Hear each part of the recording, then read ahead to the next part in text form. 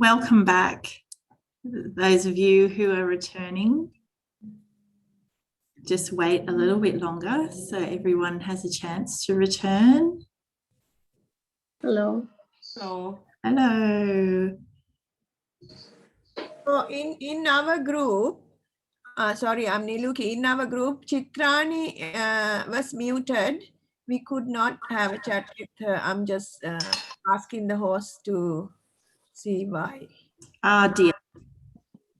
What a shame. A missed opportunity to hear from Chitrani. Yeah. Yes, I can see she's still muted. Yeah, I sent a message, no reply or anything. Ah, sorry about that. So here you are. Would anyone be willing to share how that experience was, if there was a concept and a big idea that the group managed to agree on? Yeah, Sugeesh from our group will present the idea we came up with. Actually, he came up with, and we agreed, concurred with. Yeah. Hi, Kara. Hi. Sugeesh here. Yes. How are you? So we come up with the concept of traveling and going places. And that's for stage 4, either year 7 or year 8. And we thought of our big question as what language does it help someone to travel around Sri Lanka? Now, the idea was a rich task. We decided at the end was students to create a pocket dictionary for someone who would like to travel to Sri Lanka, using the necessary vocabulary, language, phrases, and or other things like common places, buying food, or going transport. So we can actually revise the vocabulary that they have acquired through other stages to create a pocket dictionary with phrases that someone, or they can be one of their friends who would like to visit to Sri Lanka. So the students get together and create a pocket dictionary. Thank you, Sugeesh. I love that you're building on their existing knowledge and you are thinking about what you want the students to create. I guess that could be the way that you assess what they have learned and what they know. And I'd love to spend a little bit more time around the big idea. So you mentioned that the question was, what language do students need to travel? Yep. Was that the question? Did I get it right? No, so not specifically Sri Lanka, or was it specific to Sri Lanka? What language does... Too specific to Sri Lanka. If someone is traveling in Sri Lanka. So the way I understood the big idea was not, I'm just speaking on the word what.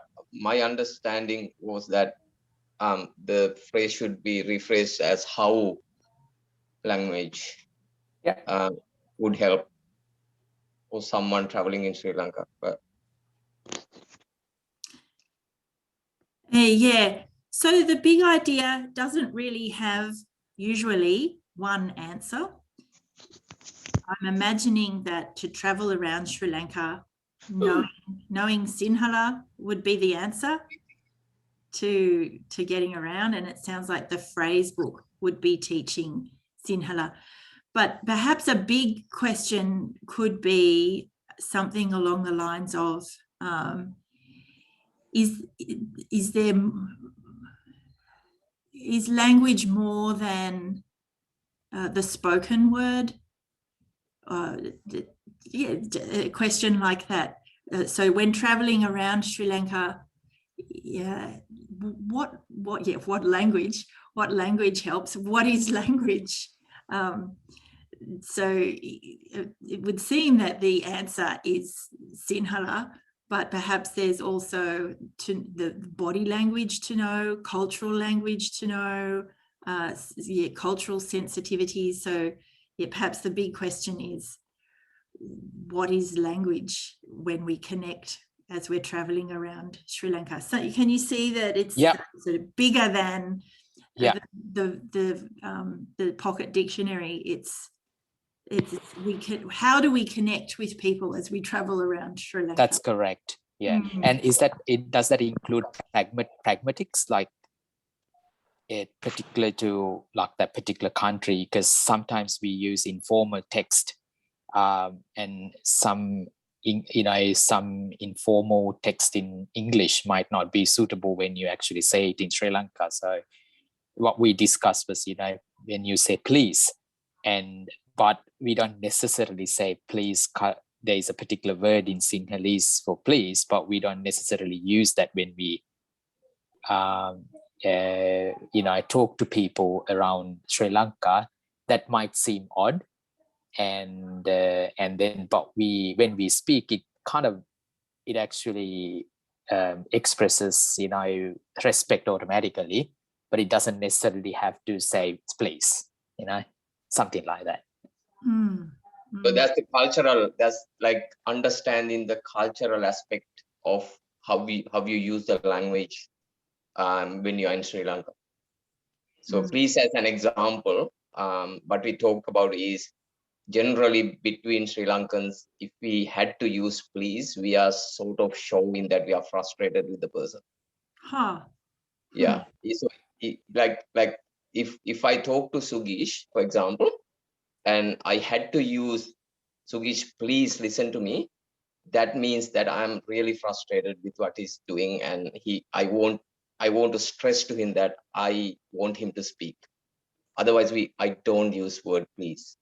We use another word called ane, or it's a form of a facial and a verbal expression, the way you say it, and that expresses the word please. Otherwise, you don't use it. When you use it, Sri Lankans know that you are frustrated or you are angry.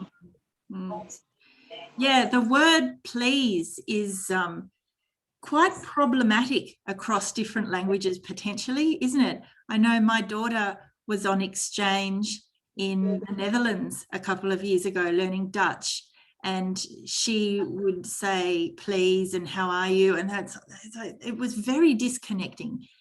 And then because of the way that they use please as well. And then of course, like I said, I teach Japanese, and there's about 5 different words for please depending on what the context is. And if you use the wrong please, it can be very disconnecting. But if you use the correct please, then it's very connecting and very respectful.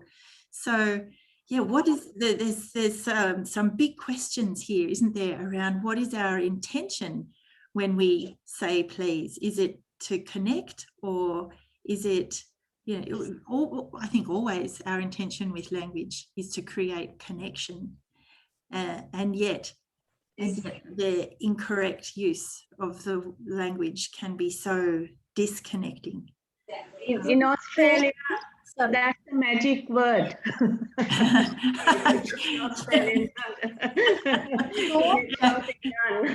It's so strange the way parents say to small children, what's the magic word?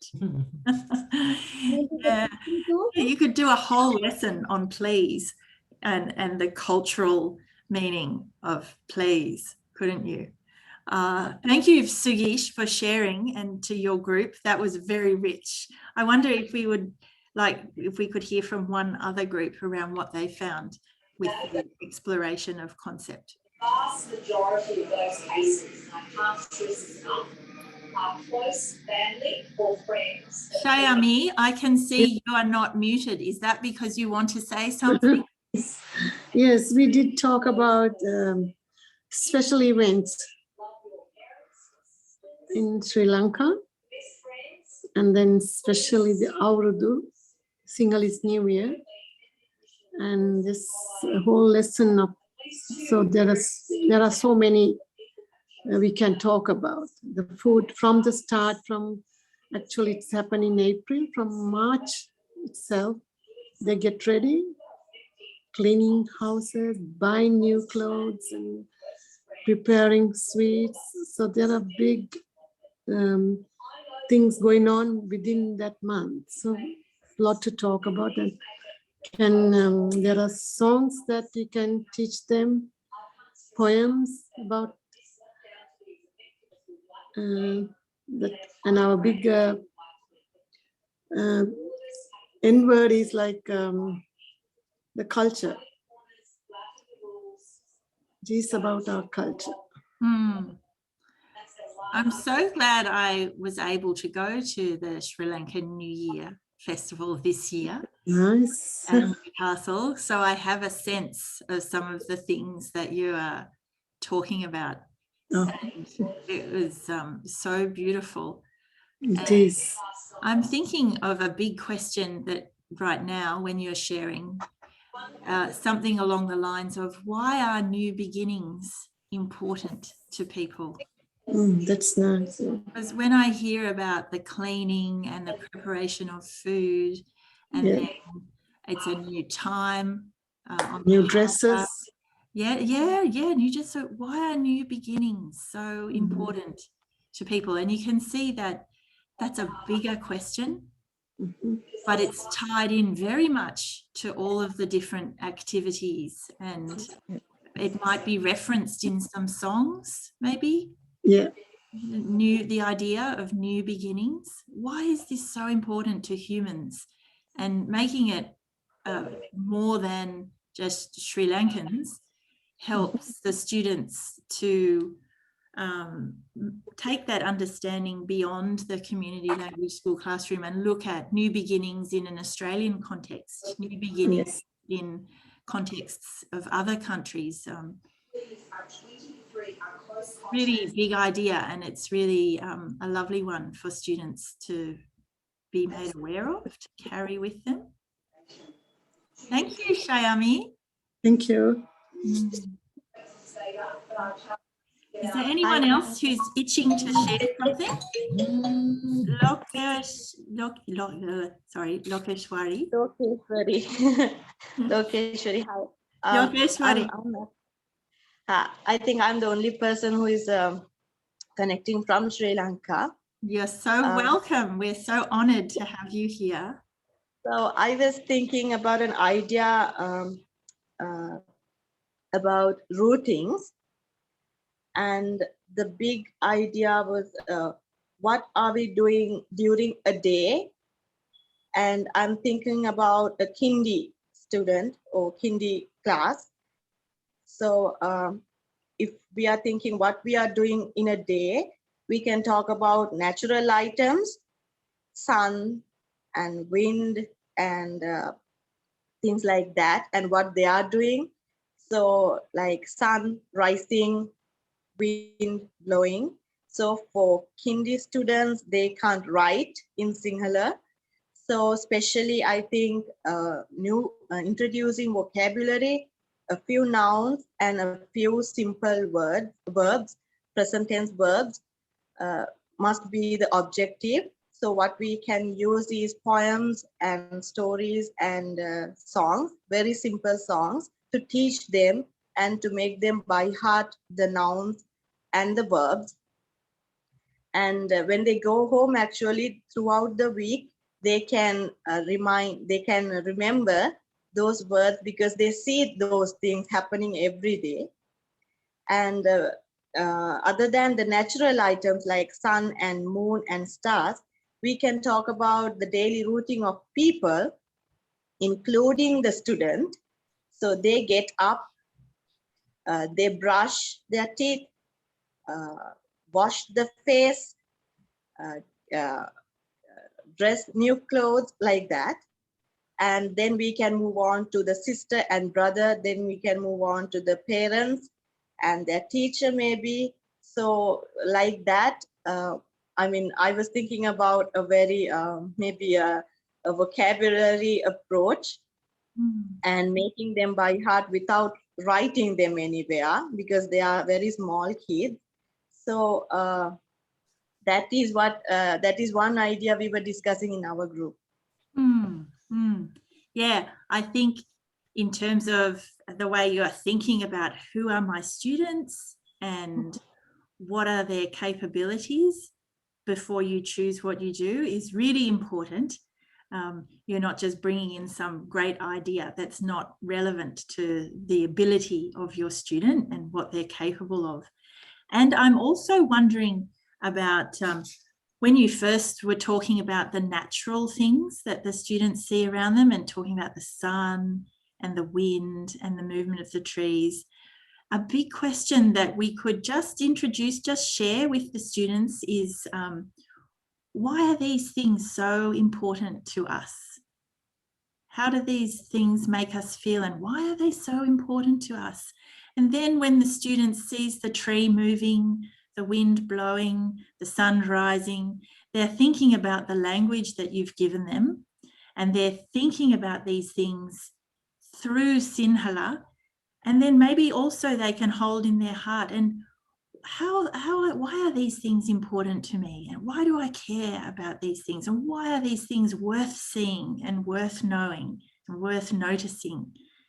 And you can see how that makes it a bit deeper. It becomes more than just the words that we see and the verbs that we know.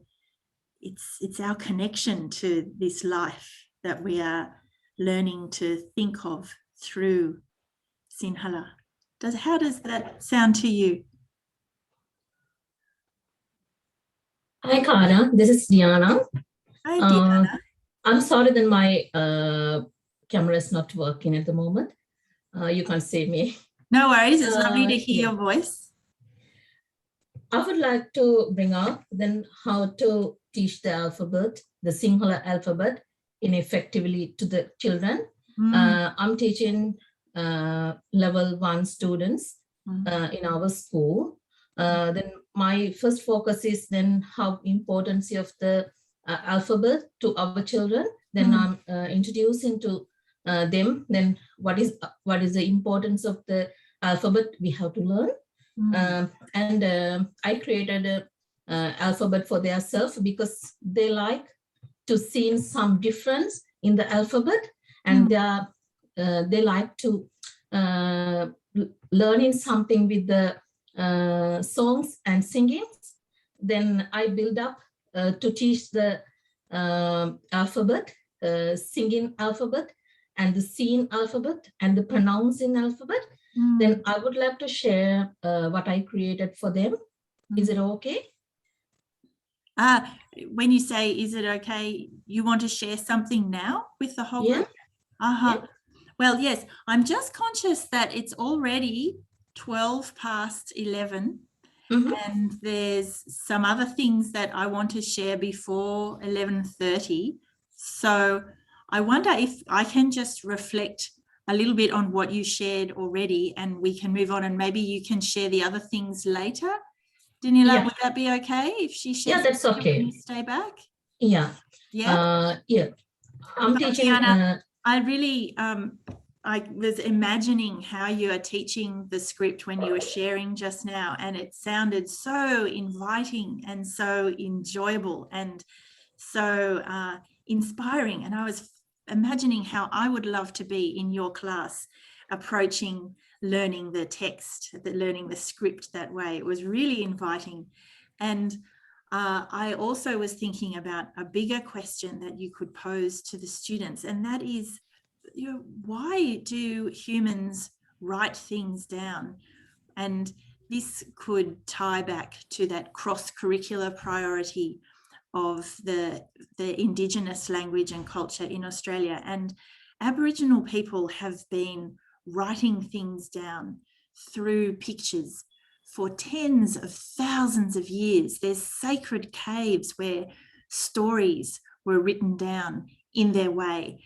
And here we are learning the script of our people, and it's different again. And different groups have evolved different ways of capturing their story and writing things down. And it's such an important part of being a human, to write things down.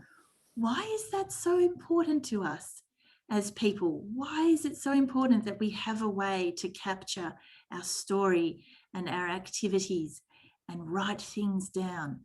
And there you can just let that question sit with the students as you do your songs and as you bring in the text, and you're inviting them into this deeper way of thinking about learning the script and learning how to write things down, and connecting them with the fact that people have done this for so long. People have gone to great lengths to write things down. Why have we always done that? Why is that so important to us? Can you see, Diana, how there's that extra element to this deeper approach to teaching script? The teaching of the script is so important. And why? I hope that resonates with you. And I want to just go back to sharing my presentation now, if that's okay, and skip through a few more important things for the last 15 minutes. Let's see if I can get this going. Oh, I don't know if I'm going to be sharing the right screen here. You can give me some feedback, Danila. How is that what we want to be seeing? Am I sharing? No, no, the other screen. You should share the other screen. Share the other screen? Yeah. Damn.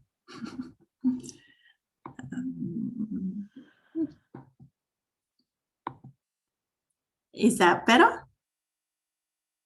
Is that the same?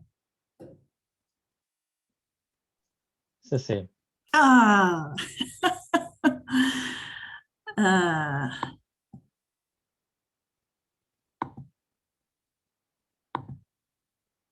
Is that better? Yes. Yes, thank you. Okay, so I'm just going to skip through here. And here is the first example of a template that I've shared with you.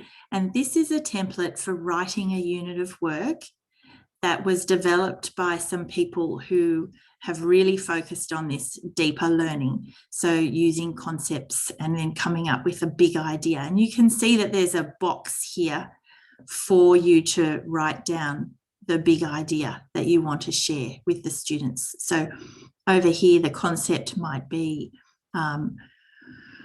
writing things down. And the essential question is, why do people write things down? And the students will understand that it's really important to be able to express ourselves, to be able to communicate through writing. Students will know certain script in Sinhala. Students will be skilled at, and then the particular script that you want them to learn. And then the next step is the evidence or assessment. So how am I going to know that the students are learning from what I'm sharing with them? So the students can write, and you might put certain script that you want them to be able to write. And then the performance task is that perhaps at the end of this unit, the students are going to create an art show where we have different parts of the script written as artwork and displayed around the classroom. And then other evidence we'll do worksheets, we'll have mini whiteboards, and I'll ask them to write things down and hold them up for me in class. Other ways that you're going to measure their understanding and their learning along the way, or I will sing them a verse and they will sing it back to me. That's another example of evidence of learning that you could use. And then down here will be the activities, the tasks, the instruction, the details of what you'll do lesson by lesson in this unit of work.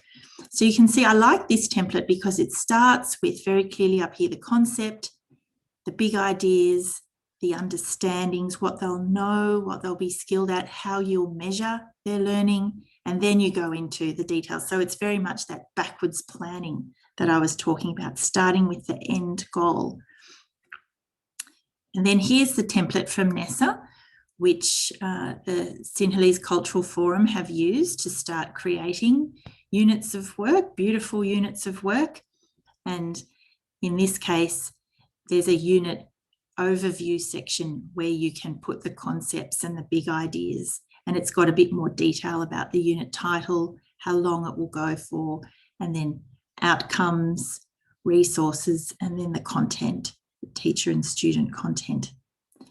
So what you want your students to do at the end of the unit is what you're thinking about, the backward planning, beginning with the concept, then the overarching big idea, then what you want them to know and be able to do, how you'll measure their understanding and their competence, and then what resources do I have? You know, traditionally we just started with the resource. Oh, I've got this textbook, so this is what I'm going to do.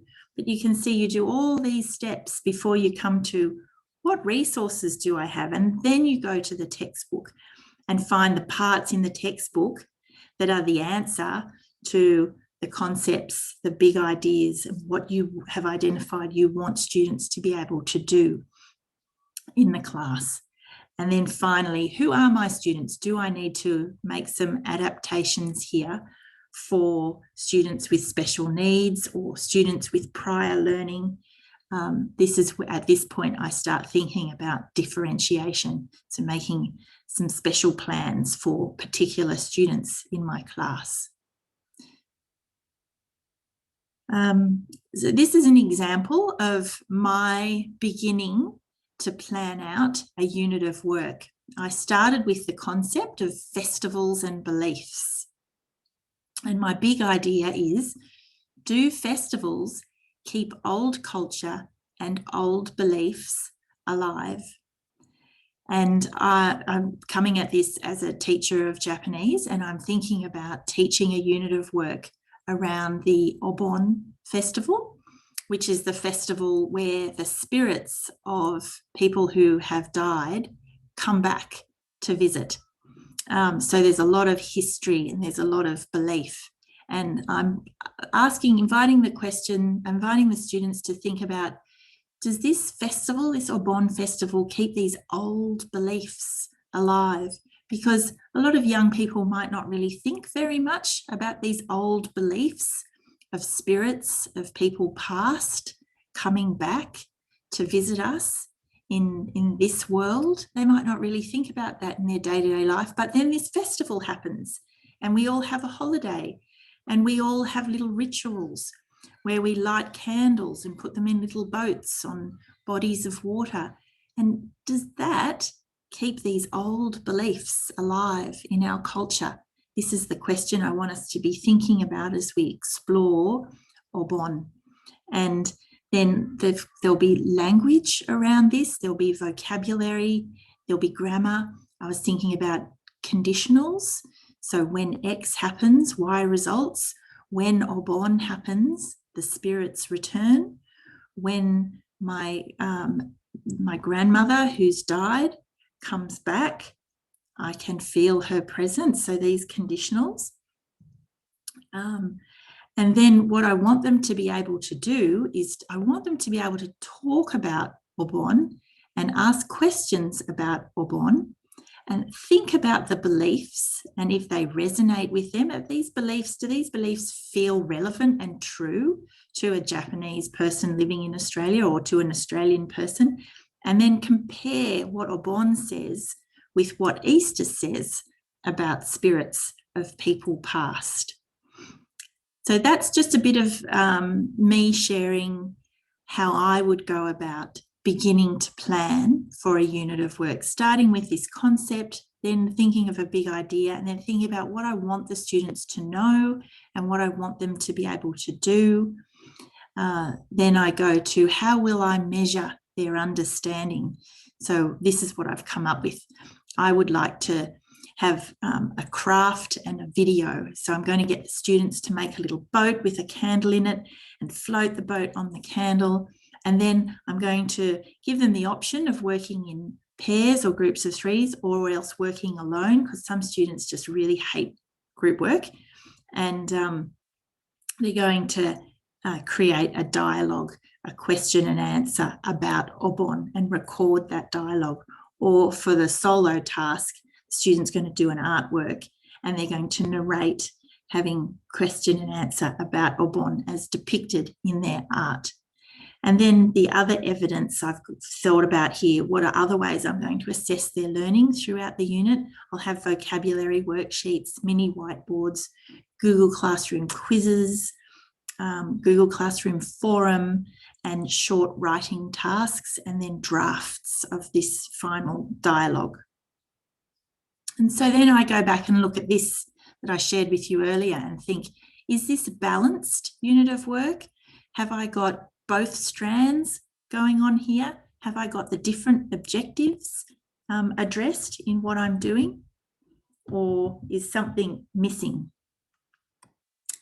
And then I think about my resources that I've got to use for this, the textbook, some YouTube, parent guest speakers, my priest friend in Japan, Google Classroom forum and quizzes. And then I go on and start thinking about lesson plans.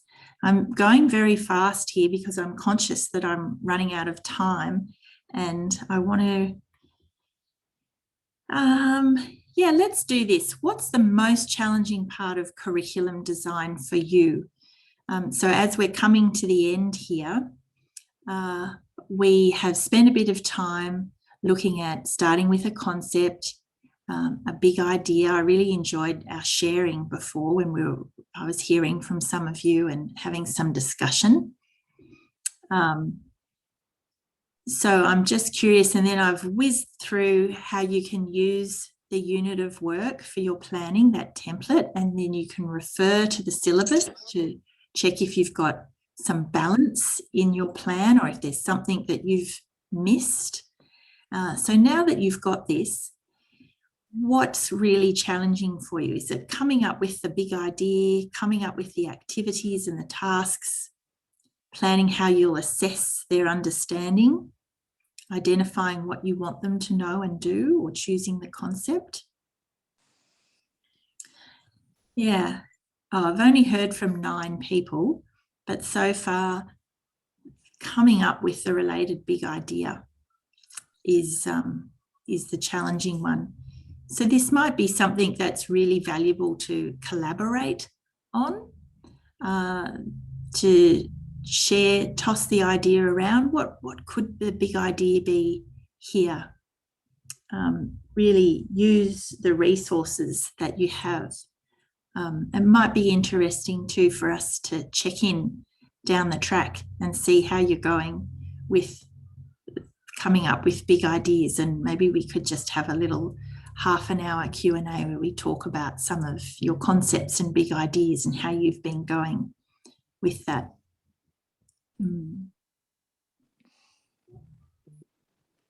One reason for the less number of responses could be because some of us are not linked to the Slido. Okay, yeah. And are you linked now? No, I'm not. I didn't copy that link earlier. So can you see on the side there how it says that you can join at slido.com? Yeah, got that one now. I think, yep. This is good feedback for me.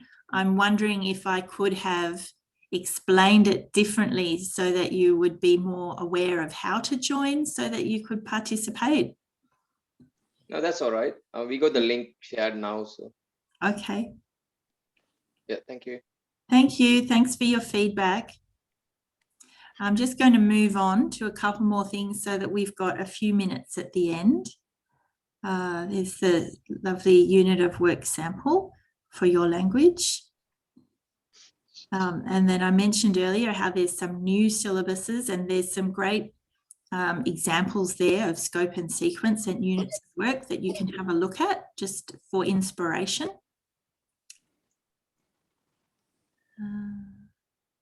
Let's skip that. So a recap of our 2 sessions. Here we are. And I will share these slides with you so you can take your time and go back and have a look through these things. Okay, so how would you now rate your understanding of 21st century curriculum design? I'd be interested to get your feedback on this. Really interesting for me to see if things have shifted at all for the majority of the group, or if there's still work to be done. This is a really important part of ongoing assessment and checking for understanding, that this kind of feedback may tell me, oh, we're not quite there yet. We need to do some more work. You need some more support. Maybe you need to hear something in a different way to help you to understand better. Maybe you need to go away and practice and come back and get some feedback. So this kind of ongoing assessment, checking for understanding, is really important to my curriculum design, my ongoing curriculum design. So really important for you to get this feedback from your students as well, to inform how you move forward with your teaching, if you need to reteach, or if you need to go faster, if you need to go slower. So thank you for filling that in. The Q&A. Latest question, do pragmatics come under the role of language and culture? Actually, I'm going to skip through this and, there we go. It's 11:30 already.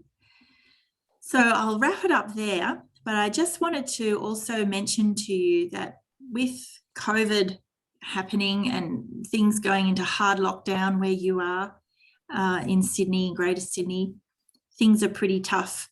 So I'm keen to offer some extra support and to offer something that might lift the spirits of the volunteers in the Community Languages Schools program. So I'm going to do a little series of teaching techniques, just 45-minute sessions that are going to be pretty quick and hopefully fun and very interactive, and using Slido like we've done here, and address just some little points around teaching that can give you something to think about in lockdown and maybe try out if you're doing online teaching, as the department's directed schools in Greater Sydney to do. So you can go to my website there to get the details. Next week is going to be checking for understanding, is going to be the topic. How do we check in with students to measure their understanding as we're going along? So it's, like I said, really important feedback. So it'd be lovely to see some of you there. I'm offering the same thing at 3 different times. It won't be recorded, but it'll be at 3 different times to try and make it accessible for as many people as possible. So thank you for being here. Thank you for your efforts with Community Language School Education. Thank you for caring about passing on your beautiful language and culture to children who are living and growing up here in Australia. The work that you do is so important to their identity and their cultural and linguistic diversity, and it's really, really valued. And thank you for being here this morning. Excuse me, Cara, I have a very little last question. Can I Sure. ask? Go ahead. I want to know what kind of approach does NESA have towards syllabus preparation, textbook preparation, and teacher's guide preparation? Do they come together, or it's only syllabus preparation? Well, they offer professional learning around those questions, but really, no, it's mostly, to my understanding, it's mostly syllabus and school, monitoring the syllabus, monitoring the school and the teacher standards. But if you wanted to develop a textbook, for example, I don't think they would get involved in that. They would want you to look to the syllabus and to the teaching standards and to be informed by those. Does that answer your question? Thank you very much. Feel free to send me an email if you have more questions, Lokeshwan, and you're welcome to join our online sessions as well. It's lovely to have you. Cara, thank you very much for sharing all this with us. Quick feedback to all the other participants. Thank you very much joining. Can we wait another 10-15 minutes? Project team would like to give a quick update about what we have done so far and where the teachers can help for us to continue this process. Course, like SCF like to involve all the schools in here. So if you can please wait another 10-15 minutes. So Bilina, can I please have 1 minute? yes. Yeah, thank you. So I want to, on behalf of the SCF, I want to thank everyone who participated at this workshop today. So I know Saturday morning is the time that you spend your quality time with your families. And although we are in lockdown, this is very important for all of you. So thank you for joining in, and also SLTP project team for organizing this important session with Kara Matson. So Kara, thank you for finding time out of your busy schedule to join in with us and share your knowledge and expertise. So it has been a great session. I wish you all a safe weekend and stay safe. Thank you very much. Thank you, Madhu. Thank you, everyone. So this is my opportunity to say goodbye. Is it, Dilina? And you'll just stay on and talk amongst yourselves? You are welcome to stay, Kara, but otherwise, I mean, probably we might continue Sinhala as well. So, okay, yes, no, I'll leave you to your Sinhala. Thank you. Otherwise, thank you very much. Thank you Bye, very much. everybody. Bye. Kara. Thank you so much. Thank you. Bye.